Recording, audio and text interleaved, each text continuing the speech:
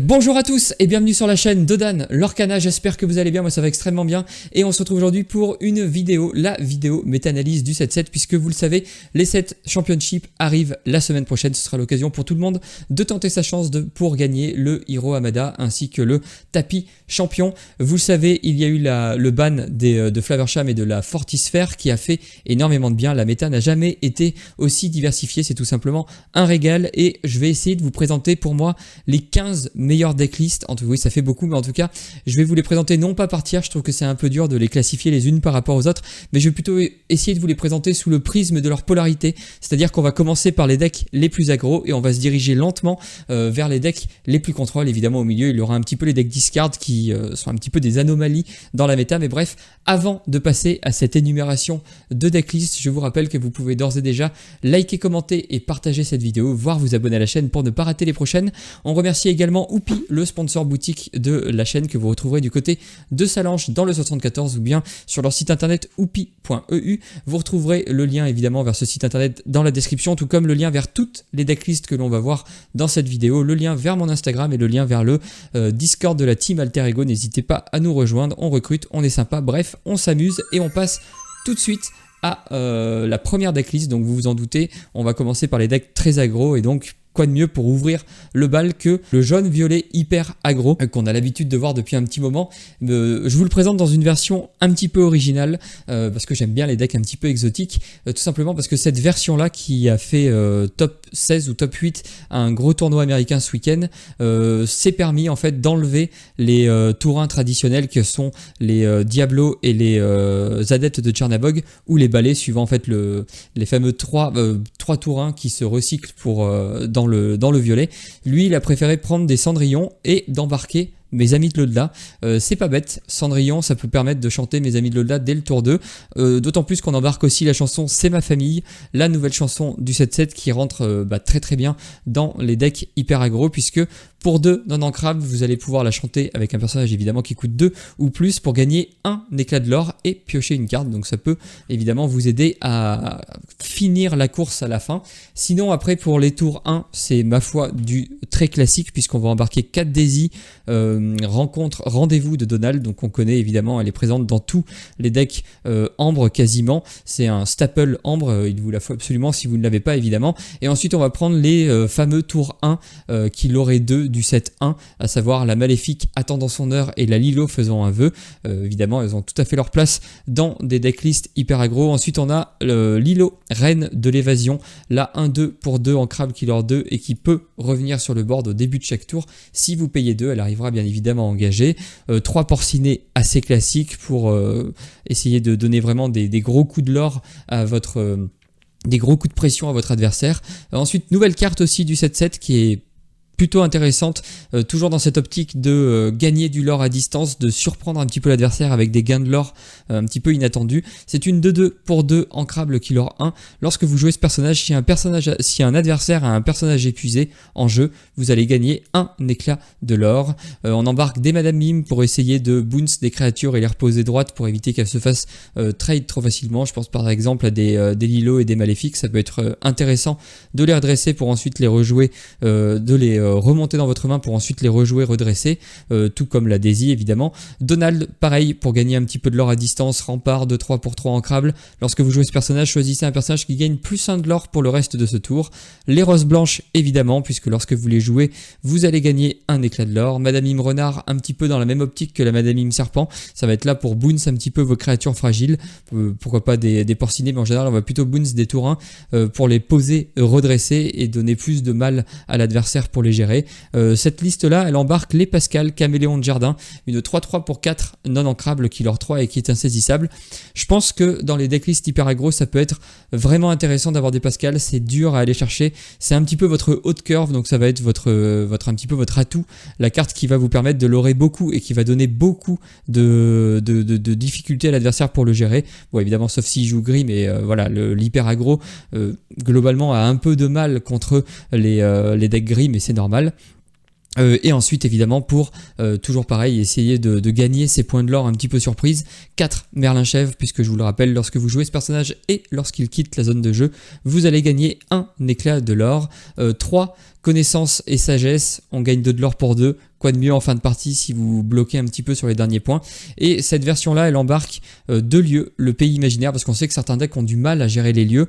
Donc pourquoi pas embarquer des pays imaginaires. Globalement, c'est un peu comme des Daisy, c'est des 1-4. Enfin, le 1, on s'en fiche, ça fait aucun dégât, mais 4 de volonté au tour 1, ça peut être assez dur pour votre adversaire à aller le gérer. Et en plus, ça leur 1. Alors pourquoi prendre des pays imaginaires plutôt que des Nala, par exemple? Ça, en fait, c'est une question de goût. Je pense que il y a par exemple, certains sorts de dégâts comme les plus ardents que le feu des volcans ne ciblent pas les lieux. Donc ça peut être évidemment intéressant d'avoir des pays imaginaires. Et enfin, pour s'assurer toujours un petit peu de pioche, vu qu'on a enlevé ces fameux T1 violets, et on embarque 3 bibliothèques, un cadeau pour Belle, bien évidemment, vous connaissez, un lieu pour 3 ancrables, 8 de volonté, 1 pour déplacer vos personnages dessus qu'il aura en début de tour. Et lorsqu'un personnage sur ce lieu est banni, vous allez piocher une carte. Voilà pour la première decklist, la decklist la plus aggro de la liste. Ensuite, on a une autre decklist aggro, cette fois-ci dans des couleurs grises et jaunes, Amber Steel aggro.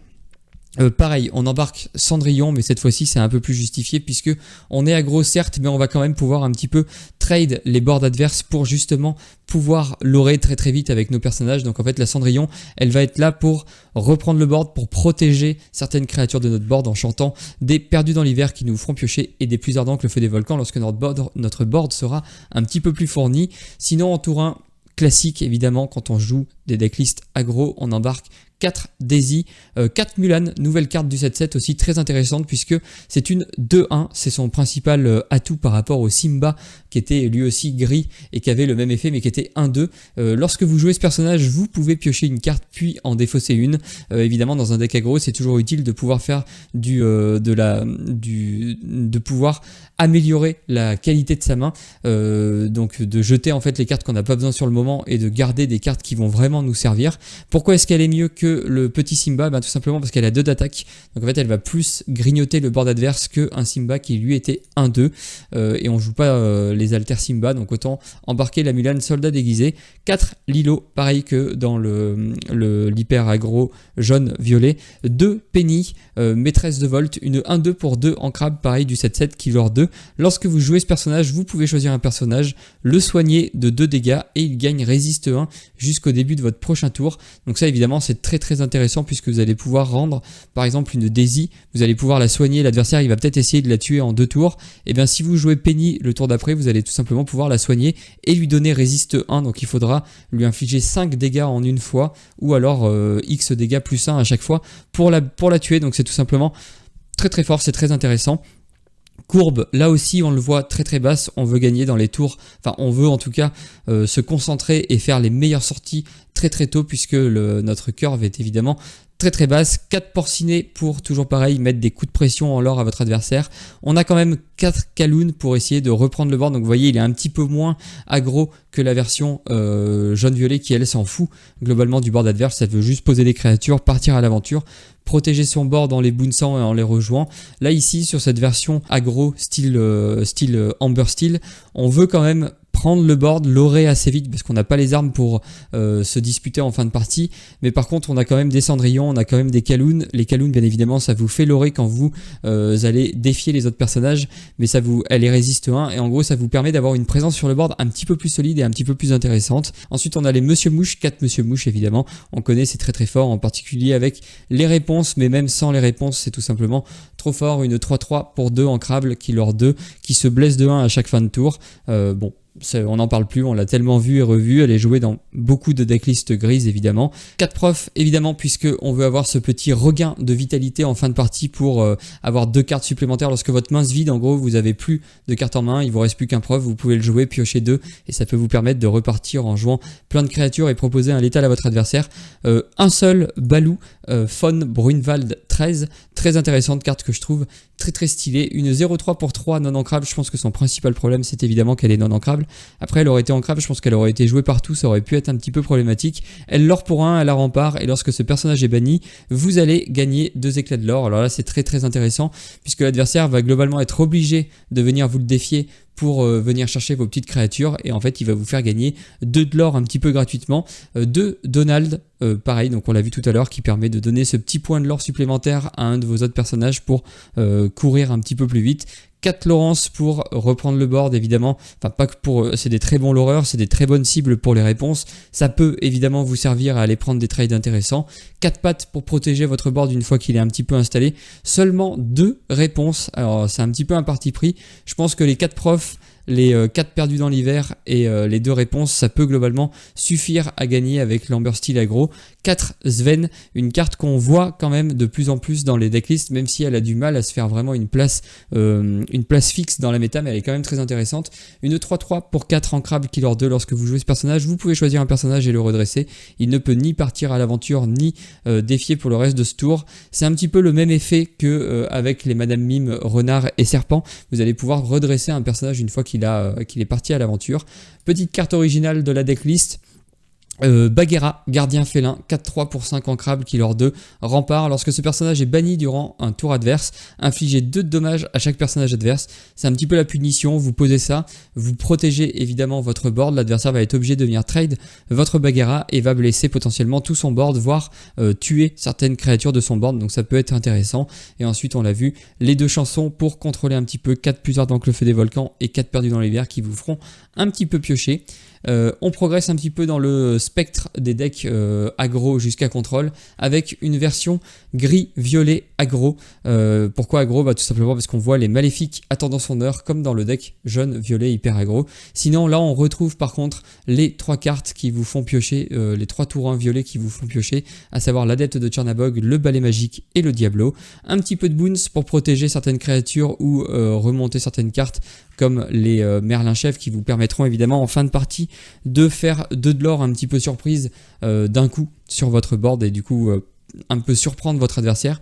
Une Kaloun pour au cas où vous êtes deuxième joueur, ça peut être intéressant lorsque vous voulez reprendre un petit peu le board avec ce deck là, ça peut être intéressant d'avoir une Kaloun qui en plus reprend le board très bien et vous fera l'oré à distance. 3 Elga 5, 2 pardon, non je ne dis pas de bêtises, 2 Elga Sinclair dur à cuire, nouvelle carte du 7-7, une 0-4 pour 2 non ancrable, offensif plus 3, donc elle devient 3-4 lorsqu'elle attaque, et surtout très intéressante évidemment, elle est insaisissable pendant votre tour, donc vous avez potentiellement une carte qui elle aussi a plus une valeur défensive puisqu'elle va vous permettre d'aller chercher les diablos adverses, pourquoi pas d'aller embêter les génies adverses, bref une carte qui a plus vocation défensive ces 2 decks là, on le voit par rapport, je le répète, mais par rapport à la decklist hyper aggro, dans ces versions là vous avez quand même des cartes un peu plus défensives au cas où vous ayez un peu de mal à prendre le board. Ensuite 4 Monsieur Mouche évidemment, 3 profs seulement pour piocher en fin de partie et se refaire une petite santé, 3 Cobra, une nouvelle carte du 7-7 qu'on a déjà vu dans plusieurs decks, dissipation 4-4 pour 3 ancrable.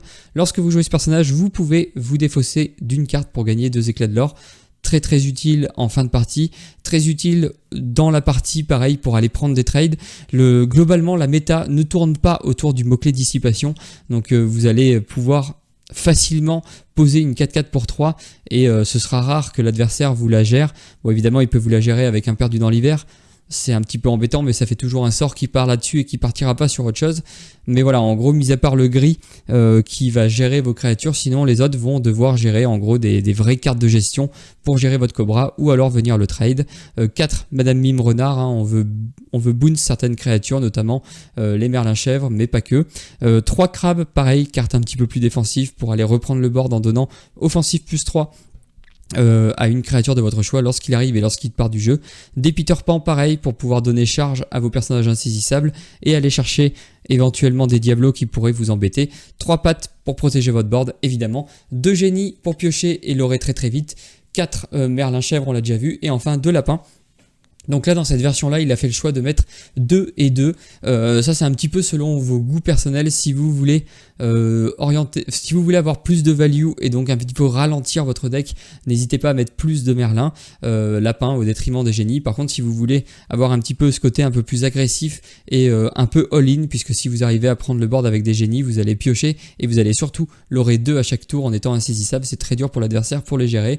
3 allumer les mèches pour aller taper les petites créatures créatures qui pourraient vous embêter, 3 fracassés pour pareil aller vous débarrasser un petit peu des créatures pénibles, et enfin 3 plus ardents que le feu des volcans en termes de gestion de board adverse. 3 plus ardents que le feu des volcans, on le sait maintenant, c'est une des meilleures cartes de gestion en gris. Et enfin 2 bibliothèques pour avoir ces petits côtés un petit peu revitalisants en fin de partie, tout au long de la partie, en posant une carte qui va l'aurer, qui va demander quand même pas mal de ressources à votre adversaire pour aller gérer ses 8 de volonté, et surtout qui va vous faire piocher.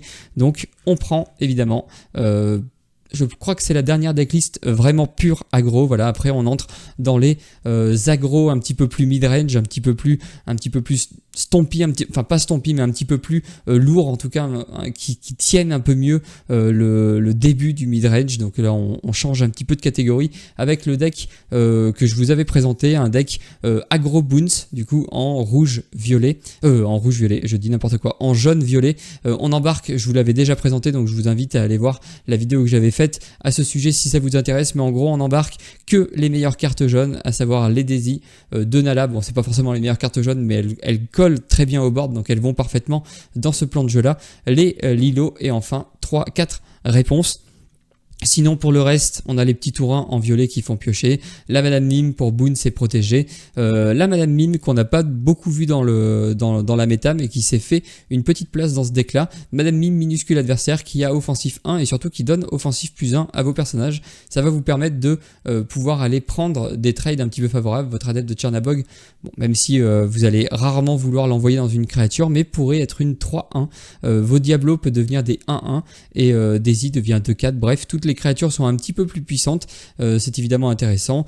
Madame Mime Renard, Merlin Crabe, Peter Pan pour aller chasser les insaisissables adverses, 3 génies, 4 Elsa, pareil pour la garde du milieu, des Yago évidemment pour pareil, en fait le dissipation comme je vous l'ai dit tout à l'heure n'est pas trop pris en compte dans la méta, donc vous pouvez poser des 4-6 pour 4 insaisissables qui vont aller trade un petit peu les génies adverses, les créatures qui vont vous embêter en face, des Merlin chèvres, cette fois-ci des Merlin crabes, bon il y a toujours des génies, et enfin des belles mystiques accomplies pour les créatures qui vont vous permettre de déplacer des dégâts, de faire un petit peu des trades qui vont vous arranger, d'aller détruire des créatures en soignant vos créatures. Bref, une carte très intéressante pour tempo un petit peu le board en reprenant le board et en posant une menace qui va soigner et détruire une créature adverse. Et enfin 3 bibliothèques, puisque comme je vous l'ai dit, on veut quand même avoir un petit peu de gaz en milieu de partie, donc pourquoi pas jouer des bibliothèques pour profiter au maximum de la pioche.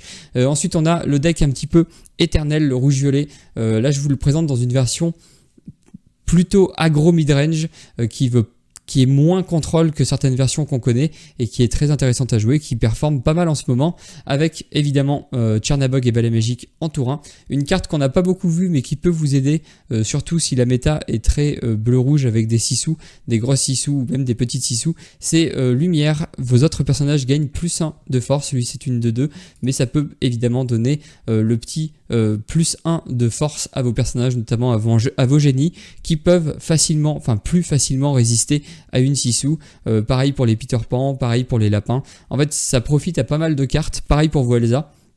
Et mine de rien, ça peut vraiment embêter votre adversaire, puisque s'il veut jouer une 6 il va une grosse 6 si vous arrivez un petit peu dans les tours où l'adversaire pourrait vouloir vous nettoyer le board avec une grosse 6 et bien il va falloir qu'il essaye d'abord de détruire votre lumière pour ensuite jouer la 6 et souvent en fait ça va lui faire perdre un tour pour ensuite pouvoir jouer la 6 et vous ça vous permet tout simplement de faire ce que vous avez à faire et pourquoi pas de gagner la partie sur un tour. Donc carte très intéressante, les Madame Mime Renard comme tout le temps pour bounce vos créatures, les Merlin Crabes pour aller prendre des trades qui vous intéressent, Peter Pan on l'a vu il est dans toutes les listes violettes pour aller chercher les insaisissables, 3 6 combattantes en hardy, carte très intéressante puisque sa force augmente avec le nombre de cartes dans la main de votre adversaire et elle leur 2, donc évidemment ça prend pas la 6 si votre adversaire a beaucoup pioché.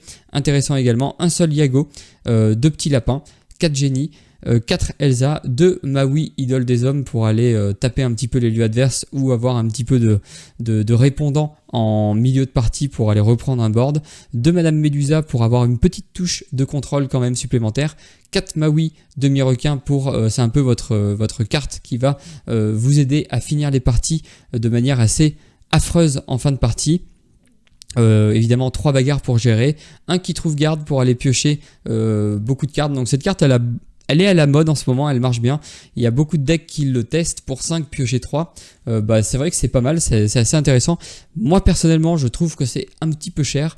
J'ai un peu du mal à jouer des qui trouvent garde. Je trouve que payer 5 pour piocher 3, globalement dans votre tour, vous allez rien faire d'autre. Et je trouve ça un petit peu moyen. Mais bon, pourquoi pas l'essayer. En tout cas, elle est présente dans beaucoup de listes, à juste titre sûrement. Et du coup, pour matcher avec votre Maui demi-requin, vous avez les qui trouvent garde. Vous avez évidemment 4 mes amis de l'au-delà qui vous fera piocher. Évidemment, on joue la vie d'un pirate qui va vous permettre de temporiser ou de réduire en tout cas les lores d'un adversaire qui serait monté un peu trop vite, et surtout vous de faire des gros sauts en lore, puisque vous allez faire plus de lore pour vous, moins de lore pour votre adversaire. Si vous avez Maui requin, vous allez avoir votre petit point de lore en plus, donc vous allez faire plus 3, moins 2, un différentiel de 5 de lore pour 6, c'est quand même assez énorme. 3, soyez prêtes pour reset le board si jamais ça va mal pour vous. 3 bibliothèques et un château de la reine. Alors là, je pense que vous pouvez mettre un petit peu comme vous préférez, soit vous mettez 4 bibliothèques si vous êtes très à l'aise avec les bibliothèques, 4 châteaux de la reine si vous préférez vraiment les châteaux de la reine, et si vous êtes indécis, vous pouvez en mettre 2 de chaque, 3 et 1, et ainsi de suite, c'est un peu vous qui allez choisir. Voilà pour cette decklist rouge, violet, j'en présenterai qu'une, j'avais déjà présenté une decklist un peu orientée insaisissable sur la chaîne, n'hésitez pas à aller voir si ça vous intéresse. Et ensuite on a le deck violet-vert Boons qui va essayer de gagner évidemment le deck un peu tempo par excellence, puisqu'il va essayer de gagner en temporisant pas mal l'adversaire, notamment avec des kits durs à cuire qui vont remonter des cartes dans la main de votre adversaire. Donc ça va vous permettre de faire la bascule, le moment où vous allez reprendre le board en début de partie, et voire même en fin de partie lui enlever une créature et vous permettre d'avoir le létal, tandis que lui ne l'aura pas sur le board. C'est vraiment une carte de bascule, la carte qui va changer un petit peu la donne du match, en mode c'est l'adversaire qui mène la danse, et ben je joue un kit et c'est moi maintenant qui vais mener la danse. Donc c'est l'adversaire qui va devoir s'adapter à mes plays et non plus l'inverse. Donc carte évidemment très intéressante dans ce registre là. Sinon c'est du classique, on a 4 adeptes de Chernabog et 3 Diablo en tour 1 pour piocher. 3 petites Clarabelle qui peuvent détruire un objet. Ça peut servir dans certains match-ups, c'est quand même rarement utilisé pour ça. Mais vous en doutez, si on embarque 3 petites Clarabelles, c'est qu'évidemment on a les grandes Clarabelles au sabot léger, la légendaire du 7-5, 5-6 pour 7 en crabe, killer 2, alter 5 à la fin de votre tour. Choisissez un adversaire, s'il a plus de cartes en main que vous pouvez piocher pour en avoir autant que lui.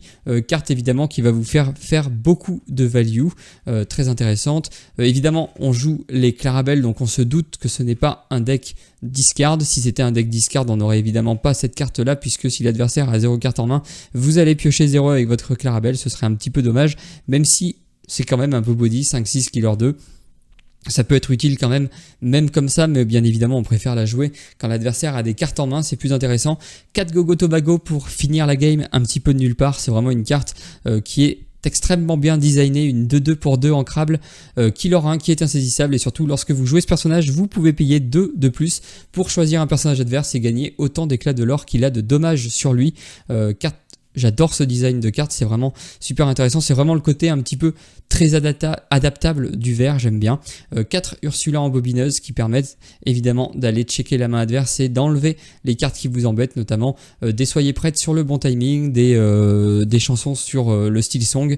On connaît maintenant, ça fait un moment qu'elle est là et elle est très intéressante. 4 Madame Mime, 4 Merlin Crabe, 2 Lyle Tiberius Rourke, mercenaire fourbe, une 2-4 pour 3 non ancrables, carte très intéressante. Lorsque vous jouez ce personnage, choisissez un personnage adverse qui gagne combattant durant votre prochain tour.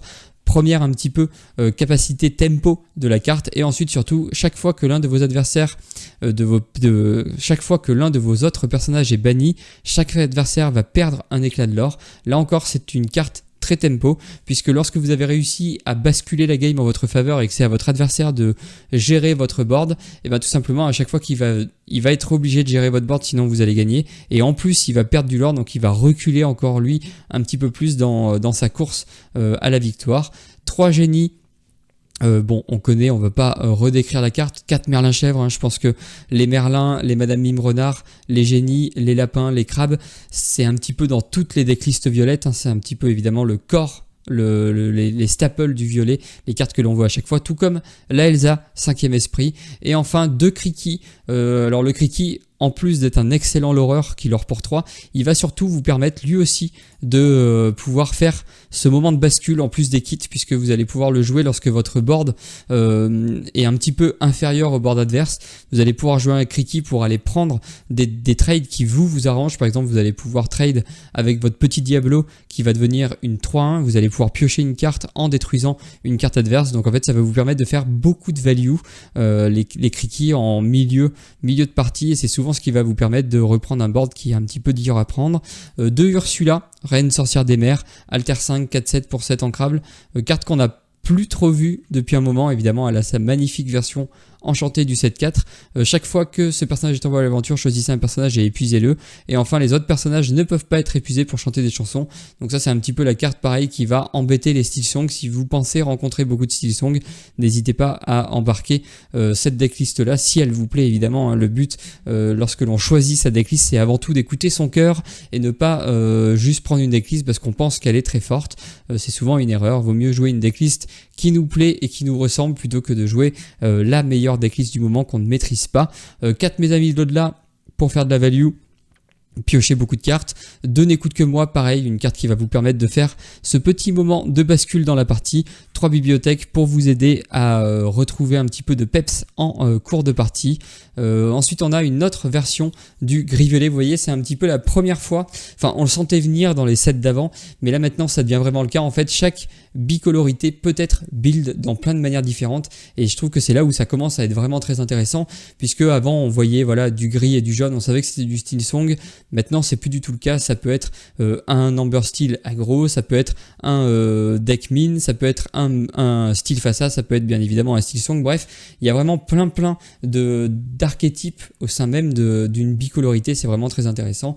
Et là, je vous présente du coup un gris violet un petit peu plus orienté boons, donc un petit peu plus orienté mid-game, qui va moins avoir ce côté très aggro. On voit qu'il n'y a plus les maléfiques attendant son heure.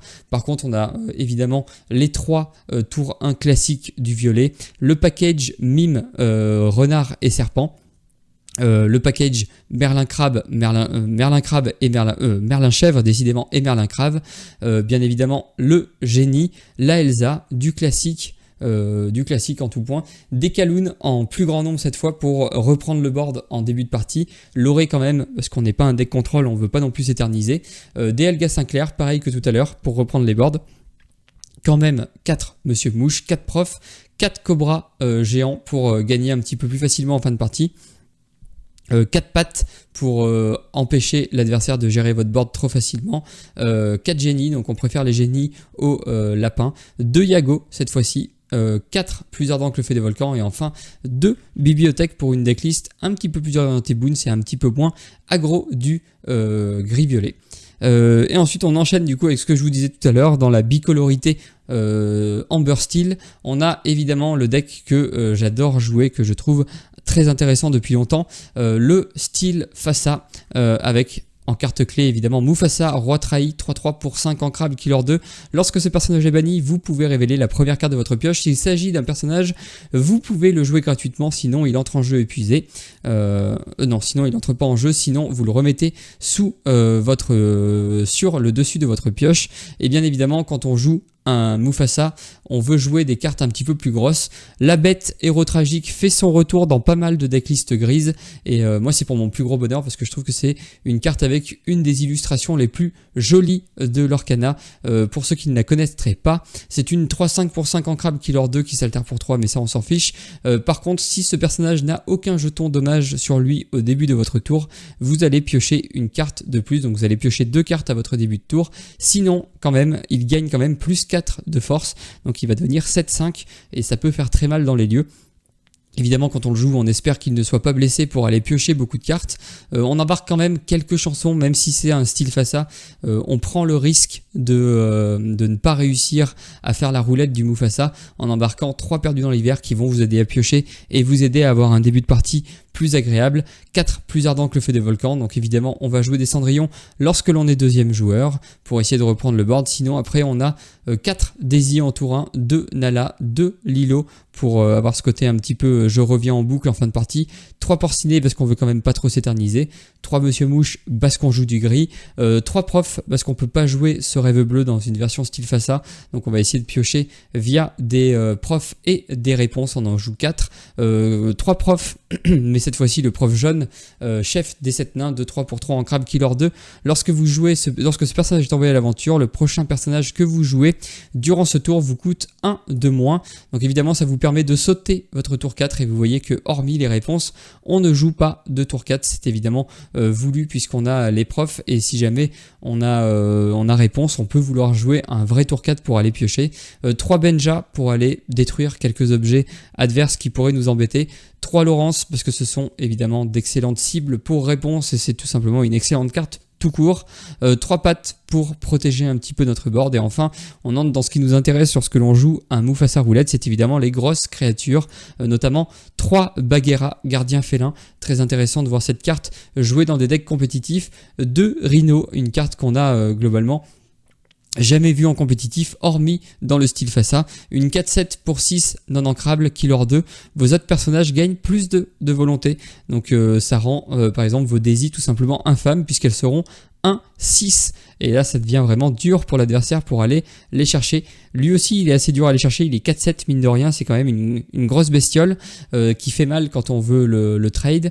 Salor pour 2, 3 fées clochettes puisque lorsqu'on la joue ça va coller 1 de dégâts à tout le monde et en plus lorsque vous allez en bannir un en le défiant vous allez pouvoir coller 2 petits points de dégâts où vous voulez, donc pas dissociable, hein, c'est 2 à une seule créature. Et une autre carte que je trouve très intéressante en fin de partie c'est évidemment Ralph Lacasse, Amiral couche-culotte, une 6-7 pour 7 non ancrable, des stats énorme, killer 2. Lorsque vous jouez ce personnage, renvoyez une carte personnage de votre défausse dans votre main. S'il s'agit d'une carte princesse, gagnez 2 éclats de l'or. Alors évidemment la cible que l'on veut remonter en main c'est évidemment réponse, d'autant plus que si on pose un Ralph Lacasse on va pouvoir après aller trade ou aller trade en général les créatures adverses et le soigner avec réponse. Donc en fait c'est un mini combo, on en a qu'un parce que c'est quand même une carte à 7 non ancrable qui peut être très lourde à avoir en main en début de partie, mais voilà, une decklist style Fassa, moi c'est vraiment un deck qui me plaît depuis longtemps, je le joue globalement au moins une fois pendant les 7 championships à chaque fois,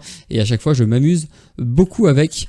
On enchaîne avec le deck qui me plaît potentiellement, enfin c'est même pas potentiellement, c'est sûr, c'est le deck qui me plaît le plus depuis le 7-7, le deck de mes rêves. En plus si vous avez suivi le tournoi en Allemagne, vous avez certainement vu en tout cas que ce deck là a remporté le tournoi organisé par Ravensburger, un tournoi à plus de 500 joueurs en battant Steel Song. C'est évidemment super plaisant à voir, il y a eu des match-ups de folie. Je vous conseille d'aller voir les rediffusions sur la chaîne de Boba si jamais vous ne les avez pas vus, il a cast tout l'événement, c'était très intéressant. Et là donc du coup ce deck là je pense va avoir un gros gain de popularité avec cette performance incroyable du joueur allemand, il me semble, qui a remporté du coup le tournoi avec. Je vous invite à aller voir la vidéo si ça vous intéresse, sinon pour une présentation un peu rapide, évidemment on a des Daisy, on a des Nala pour coller le board, ensuite on a des petits gens qui font un petit peu la même office que Nala en fait, et ça tient très bien le board, même en fin de partie, vous allez pouvoir poser votre 0-4, l'adversaire va avoir du mal à les trade d'une 0-4, même pas à les trade mais à les gérer à distance, et globalement ça peut vous donner ce petit point de l'or en plus qui va vous permettre de gagner la partie. 4 rondins ensorcelés parce que c'est toujours aussi fort en début de partie, des ladies puisque vous allez jouer évidemment avec le clochard chien entreprenant, j'adore l'enchanter, elle est vraiment jolie. Jouer ce personnage vous coûte 1 de moins si vous avez un personnage lady en jeu, et surtout lorsque vous jouez ce personnage, choisissez un de vos personnages qui gagne plus 1 de force ce tour-ci pour chaque autre personnage que vous avez en jeu, et c'est pour ça que j'aime bien ce deck là, c'est parce que c'est un aggro stompy. Enfin en tout cas moi je le ressens comme un aggro stompy, c'est à dire que vous allez, voire même un peu mid-range, en gros vous avez un deck qui veut aller vite mais qui va vous permettre de poser des créatures qui vont aller trade, et surtout des créatures qui ont des bodies assez intéressantes. Je pense notamment au clochard, chien débrouillard, que vous allez souvent jouer au tour 4, qui va vous permettre, donc lorsque vous jouez ce personnage, parce qu'il coûte 7 non ancrable, une 2-6 killer 2, et lorsque vous jouez ce personnage, il va vous coûter 1 de moins pour chaque personnages que vous avez en jeu. Donc on commence à deviner un petit peu la mécanique des personnages clochards.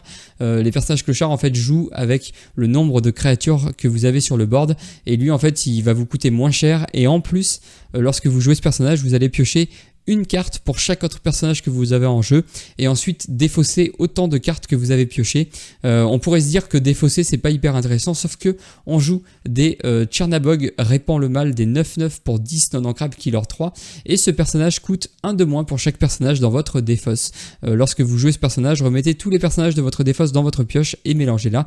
Donc évidemment ça combotte parfaitement. En fait ce deck c'est ça, c'est un deck aggro stompy avec des combos à l'intérieur, et c'est vraiment très plaisant à jouer. Ça demande de réfléchir pas mal, mais c'est vraiment très intéressant. Les clochards qui peuvent vous permettre d'aller prendre les bons trades au bon moment, notamment avec vos Nala et vos petits gens, qui pourront ensuite être soignés avec des réponses parce qu'ils ont quand même 4 de volonté, donc ça peut être évidemment très intéressant de les envoyer au charbon avec un clochard qui vous aura coûté que 1 parce que vous avez une lady en jeu. Gogo Tomago pour vous permettre d'avoir ce petit effet de surprise sur les personnages adverses. En tout cas mettre dans la tête de votre adversaire, attention je peux pas trop blesser mes personnages parce que je pourrais me prendre une Gogo Tomago sortie de nulle part. 4 Lilo pour en fin de partie avoir toujours un petit peu des personnages à proposer à votre adversaire, 2 Porcinet, 4 Ursula pour aller checker les chansons adverses, enlever les chansons qui vous embêtent le plus au bon moment, on connaît. Isma qui reprend la mécanique un petit peu de Mulan et Simba en gris, puisque lorsque vous jouez ce personnage vous pouvez piocher une carte puis en défausser une de 2 pour 2 ancrable. Évidemment c'est encore parfait parce que ça va nourrir votre Chernabog qui n'attend que ça. 3 Donald parce qu'on veut quand même avoir ce petit boost de points de l'or à certains moments de la partie. Des kits puisqu'on veut aussi embarquer ces moyens un petit peu d'inverser la tendance de la game, ce petit point de bascule dans une partie. 2 Prince Philippe si jamais on a vraiment du mal et qu'on veut avoir un personnage qui va être dur à déloger pour l'adversaire et qui va vous permettre de l'aurer 2 un petit peu comme ça sans que l'adversaire puisse vraiment réagir. 4 réponses parce que évidemment le nerf de la guerre avec ce deck là ça va être de piocher. 2 Kriki pour aller reprendre le board, évidemment quand on joue des Nala et des petits gens, Kriki devient tout simplement incroyable. 4 clochards, on l'a déjà vu, pas de sort du tout, donc c'est un deck 100% créature, mais un deck vraiment bonheur. Je vous recommande vraiment d'essayer ce deck là, c'est vraiment le plaisir absolu pour moi depuis le début de la méta. On enchaîne évidemment avec, d'ailleurs c'était la finale du championnat en Allemagne, Steelsong contre Chernadog. Chernadog a gagné 2-1, c'était vraiment trop bien. Là c'est une version je crois d'un joueur français de Gyushu qui a gagné le tournoi NJDS qui était fait par Thibaut et Boba de la team Nos Jeux de Société. J'ai beaucoup aimé sa liste, j'ai beaucoup aimé le fait qu'il ait joué des arcs impériales dedans, je trouve ça très intéressant.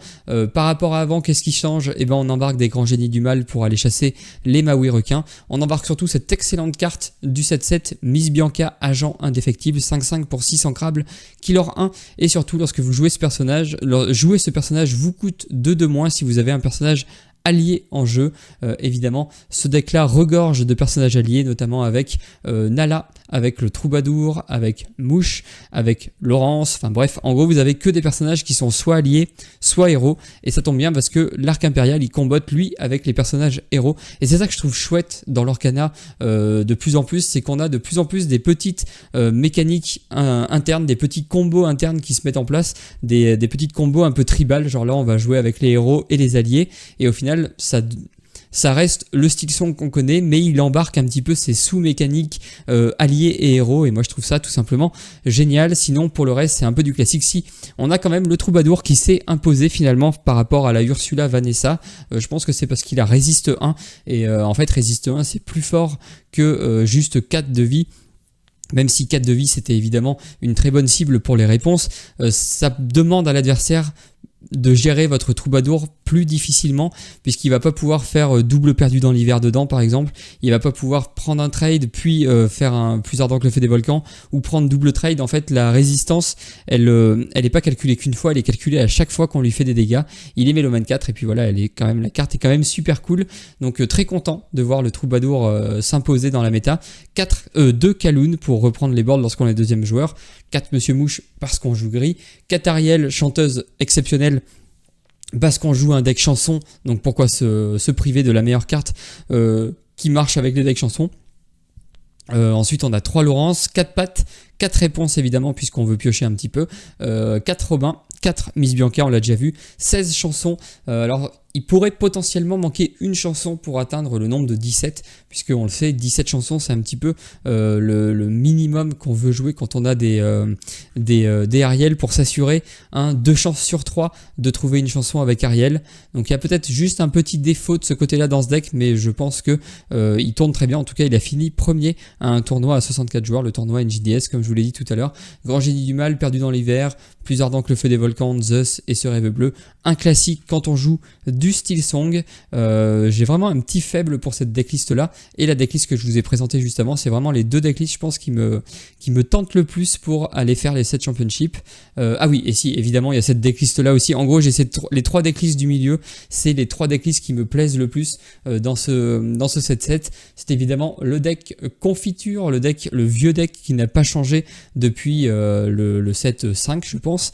Je vous ai fait une vidéo dessus, hein, évidemment. Deck très intéressant, deck combo discard, chanson discard, qu'on connaît, hein, évidemment. Vous allez jouer des Diablo, carte qui a fait beaucoup parler d'elle après le ban. Tout le monde pensait que ça allait être le retour de Diablo, sauf qu'en fait on oublie que Diablo c'est qu'une de 2, et que une de 2 ça se gère quand même assez facilement. Ça reste une excellente carte qui n'est pas du tout à... Il faut vraiment s'en méfier dans les decks verts. Il faut vraiment la gérer très vite, sinon ça part en cacahuète. Donc on embarque les petits Diablo espions de Maléfique, Triste Cire, parce que forcément on veut avoir un petit peu de peps en début de partie. Il y a certaines decklists qui n'embarquent pas Triste Cire et qui embarquent des clochards pour aller chercher, je pense, les cartes qu'il nous faut. Ce serait à tester, ça peut être évidemment très intéressant. On joue du vert, donc on embarque Ursula en bobineuse. On joue beaucoup de chansons, 21, donc on se prive pas, on va jouer des Ariel chanteuses exceptionnelles.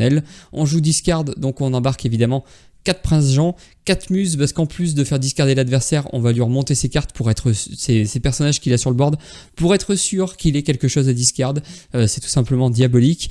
3 Kida, parce qu'il faut finir la partie quand même assez vite une fois qu'on a réussi notre plan de jeu, pour pas laisser l'opportunité à notre adversaire de repartir. Donc on va jouer des Kida pour faire des gros tours où on va lorer avec globalement tout le board qu'on a réussi à poser, et s'assurer en gros qu'il n'y ait pas de trade en face, et pouvoir relorer ensuite derrière.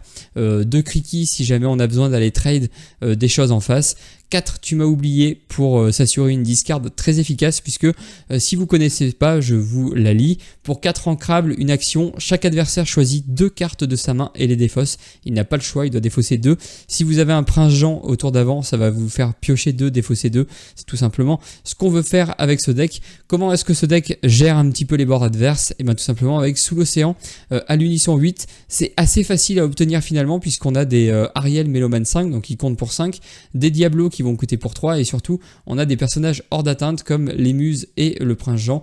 Donc ça peut évidemment vous aider à avoir 8 pour chanter Sous l'océan, et pour être sûr de se débarrasser du plus possible du board adverse lorsque l'on joue un Sous l'océan. On peut avant jouer des Peignons les roses en rouge, puis vous allez choisir 2 personnages, ils subissent -1 et vous allez piocher -1 de force, et vous allez piocher une carte. Ça peut vous permettre d'aller chasser un petit peu les pattes adverses qui ont 3 de force. Évidemment le gros point faible de ce deck c'est le pat, je viens d'en parler, c'est pour ça que j'y pense, puisqu'il va vous empêcher de chanter vos chansons et vos actions, donc potentiellement vous empêcher de mettre en place votre plan de jeu discard, et surtout vous empêcher de nettoyer le board adverse. Mais c'est une decklist qui, pareil, il y a eu beaucoup de très bons résultats en Allemagne avec ce deck là. Je crois qu'il y avait au moins 2 decks dans le top 8 ou dans le top 16 ou au moins dans le top 32, si je dis pas de bêtises. Il faudrait que je regarde à l'heure où je tourne la vidéo. On n'a pas encore le compte rendu détaillé du tournoi, mais voilà, une decklist que j'apprécie beaucoup, tout comme les 2 autres que je vous ai présentés, et j'ai fait une vidéo dessus si jamais vous voulez aller voir des parties dessus. On enchaîne encore avec un deck discard, un deck qu'on a l'habitude de voir aussi depuis un moment, le vert gris discard, mais qui est quand même un petit peu moins prédominant que ce qu'on aurait pu s'attendre à la suite du ban. Il y en a, mais il n'y en a pas non plus des tonnes, et j'aime bien parce qu'il revient avec des vieilles cartes de l'Orcana, notamment la bête héros tragique qu'on a vu tout à l'heure, les Ursula la plus perfide de toutes, qui va vous permettre de chanter, lorsque vous chantez une chanson, vous pouvez rejouer cette chanson gratuitement depuis votre défausse, puis la remettre sous votre pioche. C'est tout simplement Très très fort, les Sudden Chill, les Cruel Diablesse vont être chantés 2 fois, vont faire défausser 2 cartes à l'adversaire. Perdu dans l'hiver, vous allez pouvoir mettre 2 et 2 et piocher 2 cartes, plus ardent que le feu des volcans. Enfin voilà, je ne vais pas toutes vous les faire, mais voilà, ça vous permet de jouer toutes ces chansons qu'on connaît 2 fois. Ne parlons pas de Bruno, carte très intéressante qu'on a évidemment aussi dans le deck vert jaune. Une fois que l'adversaire a défaussé toutes ses cartes, ça vous permet d'activer votre prince Jean et de nettoyer une créature facilement. Sinon on embarque quand même 4 morphes puisqu'on va jouer des bêtes et des clarabelles et des pattes pirates de l'espace, la nouvelle carte du 7-7, une 5-5 pour 6 en crabe killer 2 qui s'altère pour 4 sur le petit morph. Donc tant que ce personnage est épuisé, les personnages adverses ne peuvent pas être épuisés pour chanter des chansons et vos personnages qui piratent gagnent résistance +1. Alors le côté intéressant, c'est évidemment de ne pas pouvoir épuiser ces personnages pour chanter des chansons. En plus on a pas mal de support pour ce patt. On a le patt arbitre évidemment et le morph.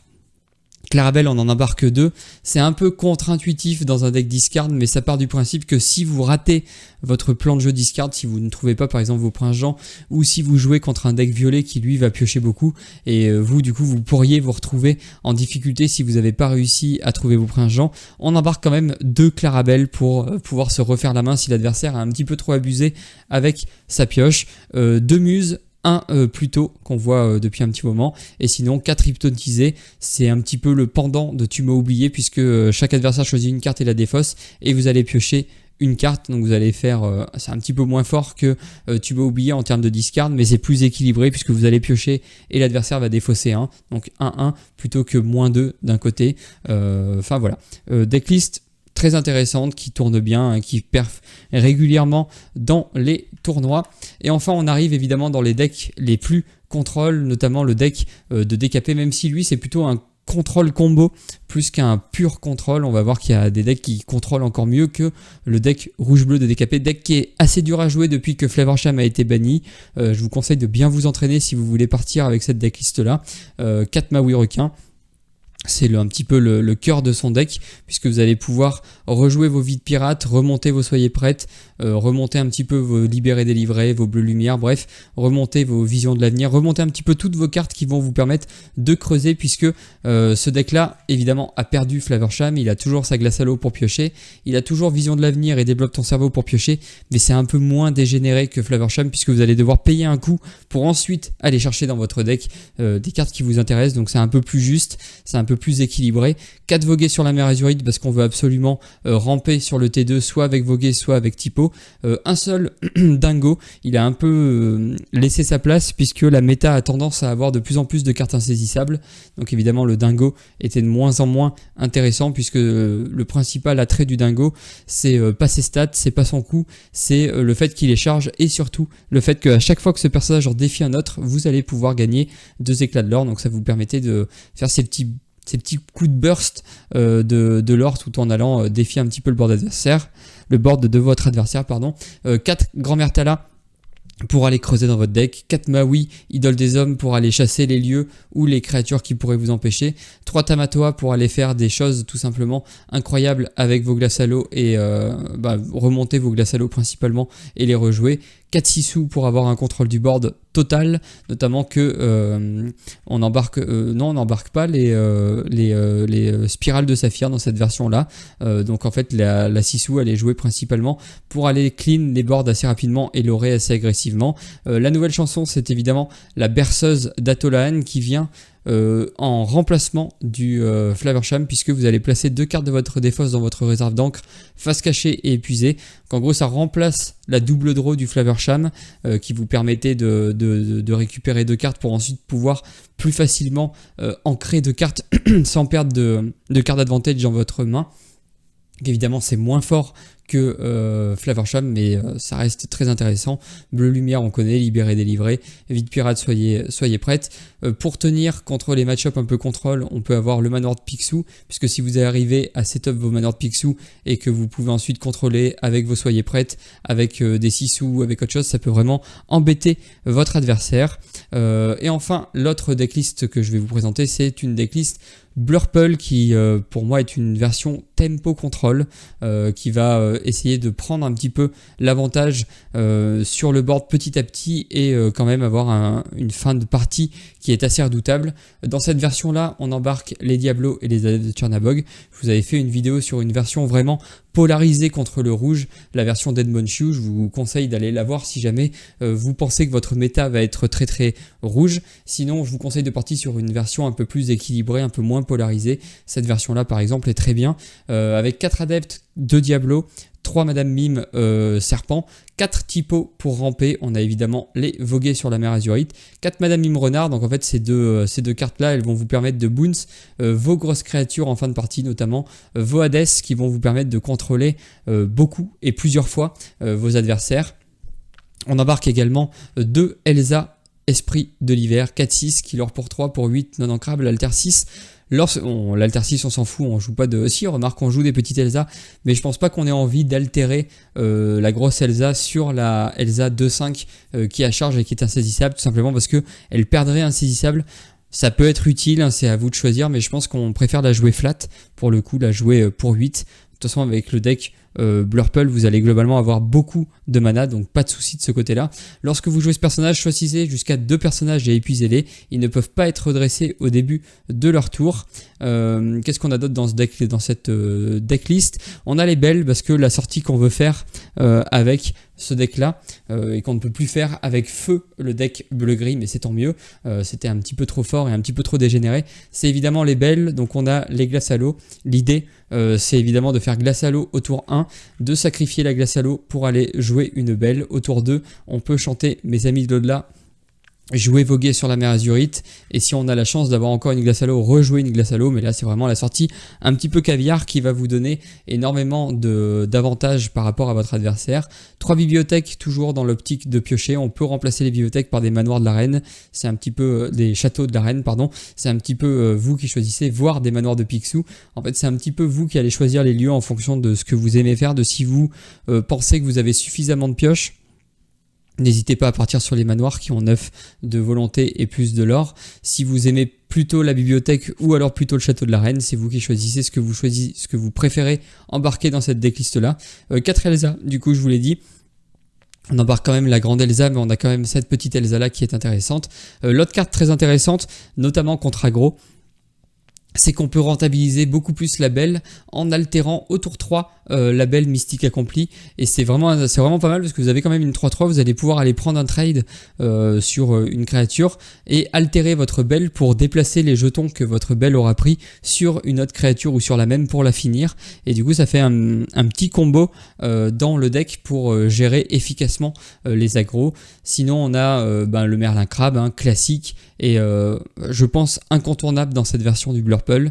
On a évidemment 2 Merlin Chef pour essayer d'abuser en fin de partie, du Boons pour aller gratter les points de l'or qui nous manquent, 3 génies, 2 lapins pour s'assurer d'un petit peu de pioche, 2 Balthazar Picsou pour avoir une présence assez solide sur le board, une 5-5 pour 4 qui valorait 2. Ça peut poser des problèmes à certaines decklists adverses, donc très intéressante, et je crois qu'on a fait le tour.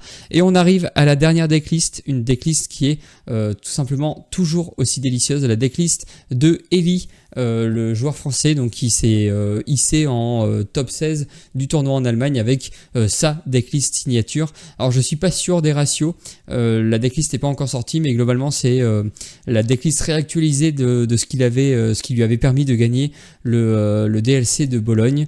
Donc évidemment toujours un plaisir de voir des decklists aussi personnelles. Sa decklist elle tourne évidemment toujours autour de l'atelier de Maurice, un objet pour 3 non ancrables. Chaque fois que vous jouez un autre objet, vous pouvez payer 1 pour piocher une carte, et je pense que c'est presque le deck le plus contrôle du spectre de la méta. Enfin, en tout cas moi c'est comme ça que je le ressens, puisque ce deck là en fait il va juste poser plein d'objets, faire des tours absolument insane une fois qu'il a l'atelier de Maurice, puisque vous allez pouvoir poser des objets, engager du mana en plus pour piocher toujours plus.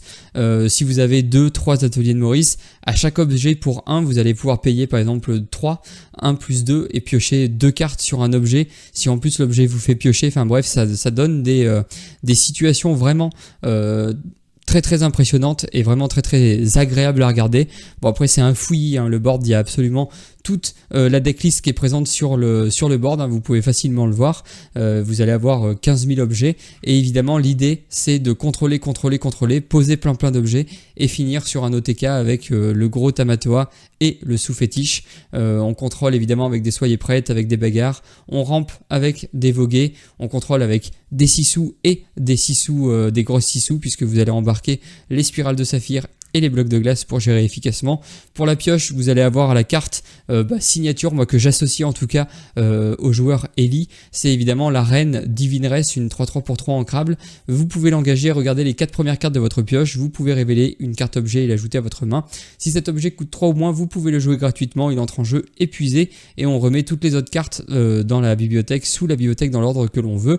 On a évidemment les Balthazar Picsou qui permettent eux aussi d'aller chercher des objets dans votre deck tout en étant joué potentiellement gratuitement si vous avez suffisamment d'objets sur votre board, des Maui pour aller reprendre un board qui serait un petit peu trop derrière, des belles puisqu'on joue quand même beaucoup d'objets, donc pourquoi pas contre les agros améliorer le match-up avec des belles, des Tamatoa pour aller récupérer les objets que vous auriez pu avoir cassés avec votre belle ou avec pour soigner, etc. Et ensuite évidemment tous les objets qui existent presque en bleu-rouge, des objets pas chers hein, évidemment, les sphères de vitalité, les boucliers de vertu, les hameçons de Maui, les plumes en forme d'arête puisque si on arrive à ramper ça devient tout simplement trop fort, les ateliers de Maurice, l'objet un petit peu central du deck, les glaces à l'eau et enfin le sous-fétiche. Et je crois qu'on a enfin fait le tour des decks pour moi méta. Alors évidemment après il y a des decks exotiques qui existent mais je pense que voilà vous avez une vue un peu globale de la méta avec ces 15 decks là, de ce que vous pouvez rencontrer et surtout de ce que vous pouvez vouloir emmener vous. Bref, n'hésitez pas à me dire dans les commentaires s'il y a des decklists que vous allez emmener et qui n'ont pas du tout été cités dans cette longue énumération de decks. Bref, j'espère que cette vidéo vous aura plu. Si c'est le cas, n'hésitez pas encore une fois à liker, commenter et partager celle-ci, voire vous abonner à la chaîne pour ne pas rater les prochaines. Il me reste plus qu'à vous souhaiter une excellente journée et ou une excellente soirée, tout dépendra du moment où vous choisissez de regarder cette vidéo. Allez, salut!